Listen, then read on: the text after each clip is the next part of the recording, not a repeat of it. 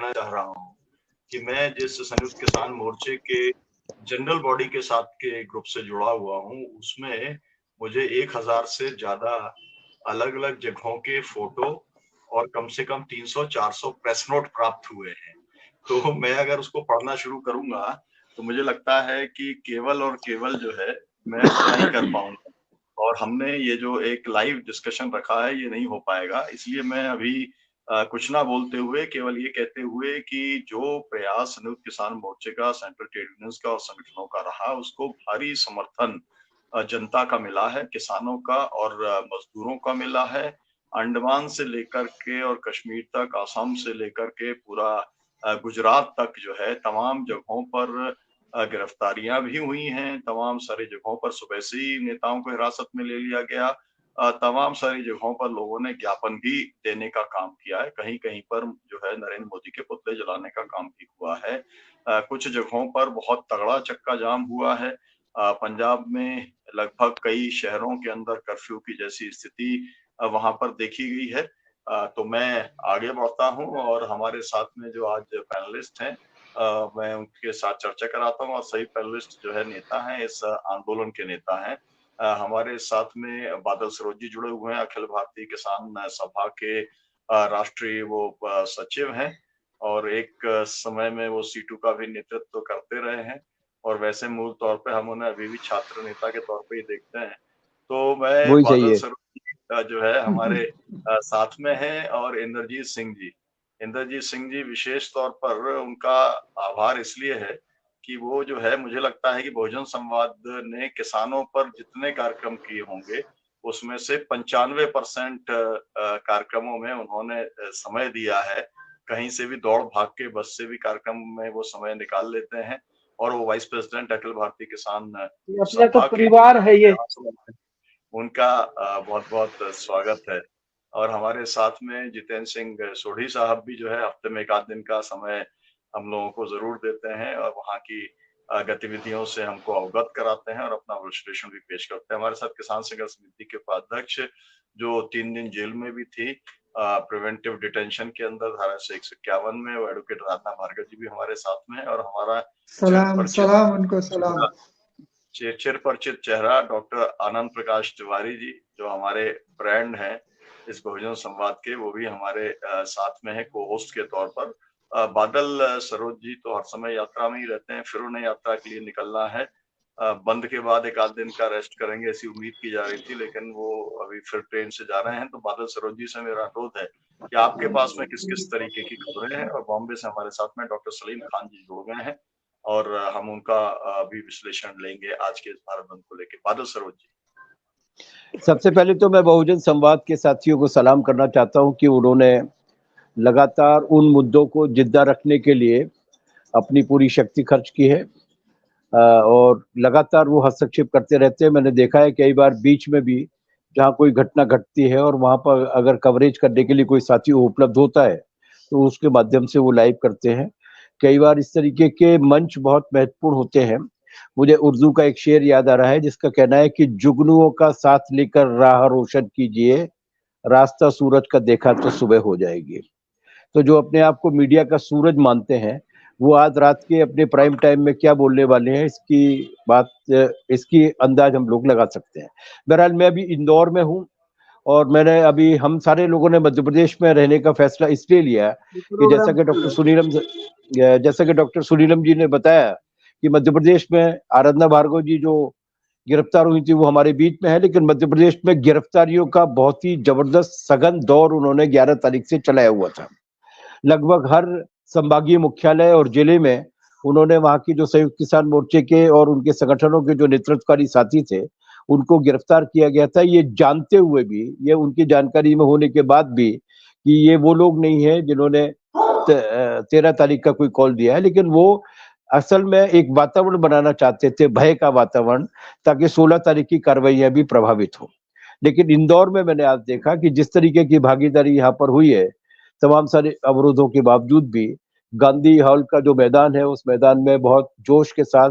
बहुत बड़ी संख्या में लोग बाग मौजूद थे। ट्रेड यूनियंस के कार्यकर्ता भी मौजूद थे, कारखानों के मजदूर भी थे, आंगनबाड़ी के कार्यकर्ता भी थे, मेडिकल रिप्रेजेंटेटिव्स भी थे, बैंक और एलआईसी के प्रतिनिधि भी थे। लेकिन उसी के साथ साथ आदिवासी किसान भी थे और दूसरे तरीके के जो गैर आदिवासी किसान हैं वो लोग भी थे। और जिस तरीके की एकता यहाँ पर दिखी है, मतलब दुर्भाग्य से कोई एक संयोग था कि एक दो संगठन नहीं आ पाए थे, लेकिन उनकी कुछ विवशताएं थी, उनके नेताओं की यहाँ कुछ व्यस्तताएं थी, लेकिन यहाँ पर बहुत अच्छा कार्यक्रम हुआ है। अभी मैं मालवा की जानकारी आपको दे रहा हूँ, मंदसौर और नीमच में भी बड़ी कार्रवाइयां हुई हैं, उज्जैन में भी एक बड़ा संयुक्त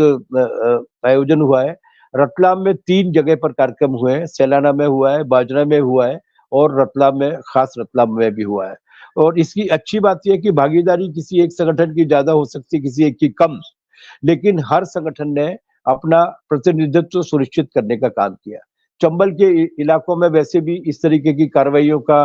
पुराने जमाने से संयुक्त कार्रवाइयों का रिवाज है, डॉक्टर साहब भी वहीं के हैं और वहां पर भी ग्वालियर में भी कार्रवाई हुई है। मुरैना में मेरे पास जो खबर आई है वो अगर पुराना मुरैना जिला जोड़ लिया जाए तो शिवपुर से लेकर शिवपुर में, कैलारस में, सबलगढ़ में, जौरा में, मुरैना में, और इस बार भले ही प्रतीकात्मक कार्रवाई हुई है लेकिन अंबा में भी हुई है। उसी तरीके से भिंड में भी 2 स्थानों से कार्रवाइयों के बारे में मेरे पास जानकारी आई है। इस बार शिवपुरी के एक इलाके में भी कार्रवाई हुई है और गुना में भी कार्रवाई हुई है। तो ये चंबल संभाग की खबर है। रीवा संभाग में भी गिरफ्तारियां हुई थी और उसके प्रतिरोध में आज जो रीवा में जो भागीदारी हुई है, वो भागीदारी मेरे ख्याल से पिछले, मतलब संयुक्त किसान मोर्चे के आंदोलन के समाप्त होने के बाद हम लोगों ने मध्य प्रदेश के संयुक्त किसान मोर्चे का सम्मेलन, राज्य सम्मेलन वहीं पर किया था। उसके बाद एक बड़ी भागीदारी थी और उसमें डिटर्मिनेशन बहुत था। वहां के साथियों ने बताया कि ट्रेड यूनियन भी बड़ी संख्या में वहां पर शामिल हुई थी और संयुक्त किसान मोर्चे के सारे घटक थे। उसके बाद सतना में, सीधी में, सिंगरौली से भी जानकारियां हैं। जबलपुर इलाके की जानकारियां अभी तक आ नहीं पाई हैं क्योंकि अभी हम यहाँ के कार्यक्रम से निपटे हैं, लेकिन निश्चित रूप से वहां पर भी कार्रवाई हुई थी। अभी जैसा कि डॉक्टर साहब ने बताया कि उनके पास, संयुक्त किसान मोर्चे की मीडिया सेल के पास पूरे देश भर के हर कोने की खबरें हैं, उसी तरीके से मेरे पास बहुत सारे वीडियोज और बहुत सारे फोटोज आए हैं जिनमें अनूपपुर का फोटो, जहां पर ये माना जाता है कि वो मतलब कम्युनिकेशन का सिस्टम, ट्रांसपोर्टेशन का सिस्टम बहुत कमजोर है, वहां से भी बड़ी संख्या में लोग आदिवासी पहाड़ों से उतर कर आए और ट्रेड यूनियन के साथ मिलकर उन्होंने अनूपपुर के मुख्यालय पे भी प्रदर्शन किया है और वहां पर जतेरी और कोतमा में भी कार्रवाइयां हुई हैं, राजनगर के इलाके में भी कार्रवाइयां हुई हैं। इस तरीके से शहडोल से लेकर इन पूरे इलाकों में ये महाकौशल की अभी पूरी खबरें मेरे पास नहीं आ पाई हैं, लेकिन मुझे विश्वास है कि महाकौशल में जिस तरीके का नेतृत्व है और जबलपुर में जिस तरीके की गिरफ्तारियां हुई थी, तो वहां भी अच्छी तरीके से भागीदारी हुई होगी। मैं 2 बातें जोड़ना चाहता हूं उसमें, केवल जो मतलब मुझे लगता है सिग्निफिकेंट है और वो हमें आने वाले दिनों में हमारी कार्यनीति तय करने में भी हमारे लिए मददगार हो सकती है, जो हौसला बढ़ाने वाली भी है। जैसा कि बहुत सारे विचारकों ने कहा है, चार्ल्स डिकेंस ने खास तौर से, उसने ये कहा है कि वो समय बहुत खराब समय था और उसी सेंटेंस में वो आगे कहते हैं, लेकिन वो समय बहुत ज्यादा संभावनाओं से भरा हुआ समय था। जैसा कि डॉक्टर साहब ने याद दिलाया कि हम लोग छात्र आंदोलन से निकले हैं, इंद्रजीत सिंह जी भी इमरजेंसी में जेल में रहे, हम भी जेल में रहे, तो उस वक्त हमने जो महसूस किया था 1974 और 1975 के, जब तक इमरजेंसी नहीं लगी थी 26 जून तक, ये जो 12 मतलब 14-16 जो महीने थे, उसमें पूरे देश की जनता में जिस तरीके की एक वाइब्रेंसी थी, एक झंकार थी, एक मतलब वो मतलब एक सरकार विरोधी जुनून था और एक मतलब डेमोक्रेसी के प्रति अवसर था, लोकतंत्र के प्रति उभार था। इस बार उस तरीके का वातावरण अब दिखने लगा है और वो इस मायने में ज्यादा महत्वपूर्ण है कि ये 22 जनवरी के बाद दिख रहा है। 22 जनवरी को उन्होंने मध्य प्रदेश जैसे इलाकों में, मध्य प्रदेश में, उत्तर प्रदेश में जहां पर उनकी सरकार है, राजस्थान में, वहां पर जिस तरीके के सरकारी आदेश निकालकर पंचायतों को, नगर पालिकाओं तक को झंडे लगाने के काम में लगाया था, वहां जो धर्मोन्माद फैलाने की कोशिश की थी, वहां पर अगर ये रियल इश्यूज दोबारा से लौट कर आते हैं तो जयप्रकाश नारायण जी के आंदोलन के दौरान जिस तरीके का एक उभार पैदा हुआ था, जो जरा से एक इलाके के छात्र आंदोलन से शुरू हुआ लेकिन जिसने पूरी राजनीतिक दिशा को बदल दिया था, मुझे लगता है उस तरीके का माहौल अब तैयार होने लगा है और ये सही समय है जब ये जो मजदूरों और किसानों की एकता है, ये 74 में नहीं थी, ये आज है। ये और भी ज्यादा गुणात्मक फर्क है कि 74 में छात्र मुख्य रूप से थे और छात्रों का जोश होता है, शक्ति है, लेकिन इसके बाद भी एक जो उनका व्यापकता जो होती है असर की, वो थोड़ी सी तुलनात्मक रूप से सीमित होती है। लेकिन इस बार मजदूर किसान दोनों हैं, तो मुझे लगता है कि आने वाले दिनों में हम एक नए तरीके के राजनीतिक वातावरण को बना पाने में कामयाब होंगे। मैं आखिरी वाक्य ये बोलना चाहता हूँ कि इस पूरे, बाकी के देश की मुझे जानकारी नहीं है, लेकिन देश में भी यही हुआ होगा क्योंकि 378 दिन तक हम लोग साथ बैठे हैं। लेकिन इन कार्रवाइयों की जो एक बहुत अच्छी सकारात्मक उपलब्धि है, और वो ये है कि सारे लोग मिल के बैठे थे।